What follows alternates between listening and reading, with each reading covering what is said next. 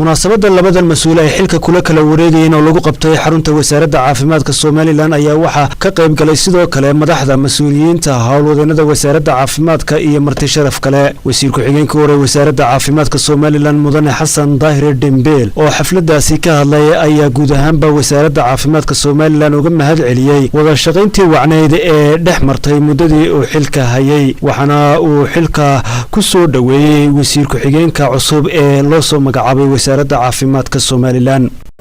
waxaan runtii jeclahay inaan mahad celiyo madaxweynaha jamhuuriyadda Soomaaliland oo runtii isagu awood buuxa u leh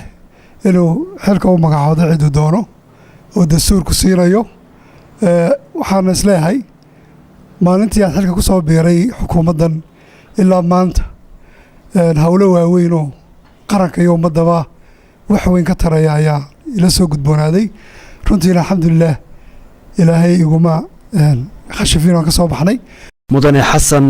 Xuseen Nuur wasiir ku-xigeenka cusub ee la soo magacaabay wasaaradda caafimaadka ayaa magacaabistan madaxweynaha Soomaaliland uga mahad celiyay kana waramay sidoo ugu faraxsan yahay xilkan wasaaradda caafimaadka gaar ahaan in ay wada shaqeeyaan wasiirka wasaaradda caafimaadka Soomaaliland waxaana uu sheegay in xilka iyo waajibaadka loo soo igmaday uu sida ugu habboon u gudan doono waxaan u mahad celinayaa madaxweynaha jamhuuriyadda Soomaaliland Axmed Maxamed Siiraanyo iyo magacaabay xilkan maslaxa siyaasadeed igu soo dhageeyay isagana aad baan ugu hambalyeeynaa inuu madaxweynuhu wasaaraduna waa ogaanay wasaarad balaaran tahay wasaaradda balaaran ee dalka Soomaaliland ugu wasaaradda eeda inay tahay waan ogahay wax badan waan ka baran doonaa wasaaradda wax badanna way ka baran doonaan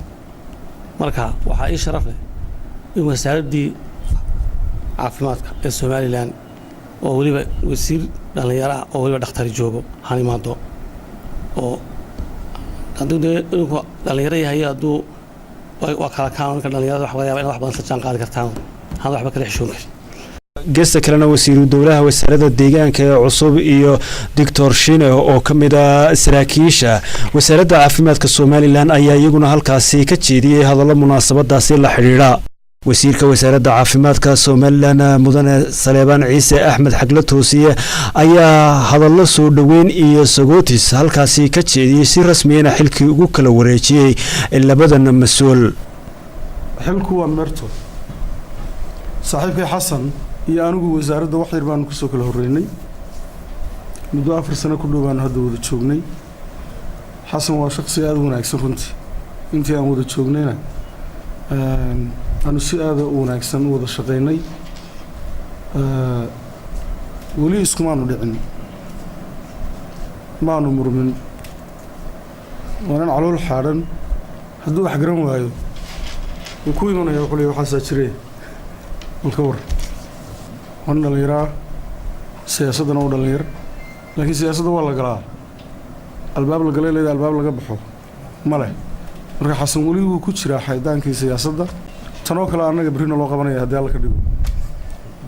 oo maalin wad maqlaysan wasiirkii hore wasaaradda caafimaadka iyo wasiirka cusub ya was dhaqankeeda saas laakiin waxaan xasan u soo jeedinayaa inuu ahaado nin aanay haba yaraatay xilka qaadistu bedelin wax badan waxa jira qof baa sidoo uu socdo 160 mayl saacadii oo xagga wacna xagga jihada wanaagsan ayaa xilka laga qaaday markaas 180 xagga dambe